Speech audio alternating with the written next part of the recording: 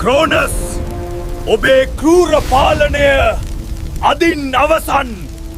සීයුස්ගේ උපත දෙවන කොටස. රීඩ් දුවපතේ රහසින් හැදී වෙඩුණු සීයුස් දැන් මහා බලගතු තරුණයෙක්.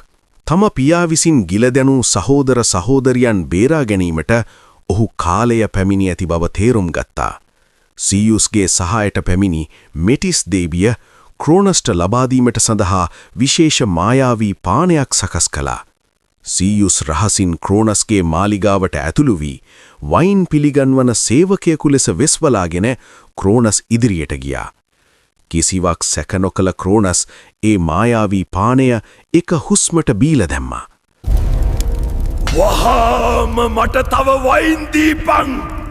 තත්පර කිහිපයකින් ක්‍රෝනස්ගේ බඩේ මහා වේදනාවක් ඇති වුණා. ඔහු මුරින්ම රියා දේවිය දුන් මහා කළුගල එළියට වැමෑරුවා. ඉන්පසු එකාපිට එකා ක්‍රෝනස් විසින් ගිලදැමූ අනෙක් දිවිවරුන් සියලු දෙනාම නිදහස් වී එළියට පැමිණියා. සීයුස් තමන් කවුදැයි හෙළි කළා. ක්‍රෝනස් ඔබේ කෲර පාලනය අදින් අවසන්.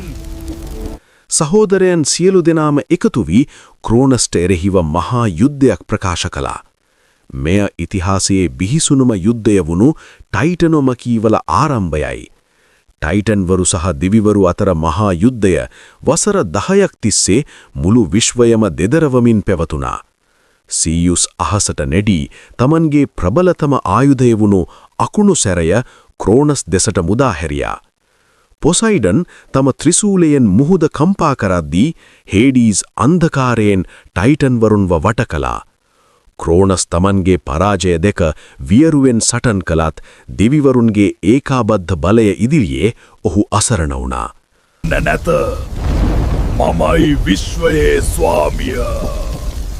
අවසානයේ සීයුස්ගේ මහා අකුණු පහරින් ක්‍රෝනස් සහ ටයිටන්වරුන්ව පරාජය කර ටාටරස් නම් අගාධයට ඇද දමනු ලැබුවා. යුද්ධය අවසන් වූ පසු සීයුස් විශ්වයේ නව රජු ලෙස අභිෂේක ලැබුවා. ඔහු තමන්ගේ වාසස්ථානය ලෙස ඔලිම්පස් පර්වතය තෝරාගත්තා. ඉටන් පටන් ඔවුන් ඔලිම්පස් දිවිවරු ලෙස හැඳින්වුණා. සීයුස්ගේ යුක්තිගරුක පාලනය යටතේ ලෝකයක නව යුගයක් උදා වුණා.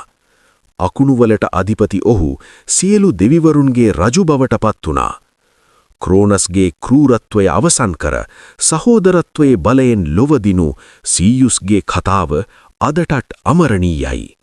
ග්‍රීක දෙවිවරුන්ගේ මහා වංශක කතාවේ ආරම්භය මෙසේ සිදු වුණා.